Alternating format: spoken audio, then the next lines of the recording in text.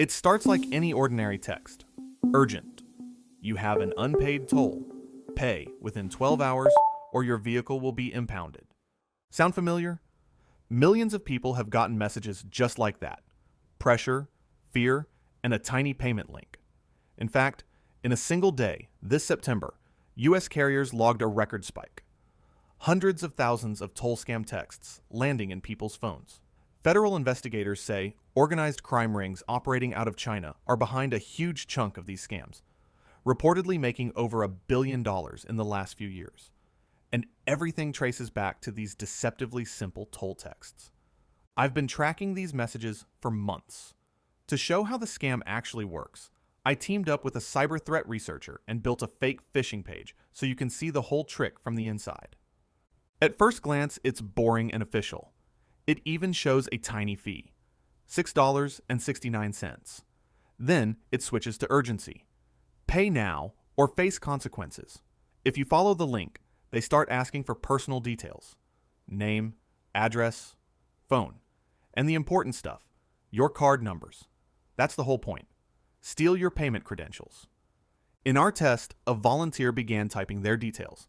The first thing we captured were the card numbers. Next, the page asked to add the card to a mobile wallet. That triggers a final verification step. The bank sends an authorization code to the cardholder, the last piece the scammers need. Once the scammers get that code, they can register the card on their device. They'll often ask you to confirm the Google Pay setup or to enter the code to complete payment. That message seems legit, and that's why this scam works so well. When our volunteer typed the authorization code and the site accepted it, the fake page confirmed, "Toll paid, receipt will be emailed."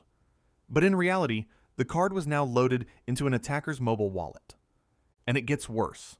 Criminals aren't necessarily using the card themselves in the same country. That would trigger alarms. Instead, they use software to relay the authenticated card from the attacker's device to a second phone, often in the victim's city, which a local buyer uses to make real purchases.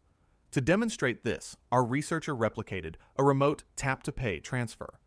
The authenticated card data was sent across the Atlantic to another phone, and that phone paid at a cafe terminal in real time. For the demo, we bought a single apple juice as proof of concept. In real life, these gangs buy anything that resells well: phones, designer goods, high-value gift cards, then flip the items on marketplaces like Alibaba or eBay, often at steep discounts. Some items are shipped abroad, others are sold locally. The profits add up fast. Big tech has started to push back. For example, Google recently sued a vendor tied to many of these phishing kits, alleging the tools fooled over 1 million people across more than 100 countries. So how do you avoid getting caught? Be suspicious of panic. If a text threatens to impound your car over a tiny fee, pause. Real toll agencies don't usually demand immediate payment via a random link with a tight deadline. Don't click links from unknown numbers. Never type card details into a web page you don't trust.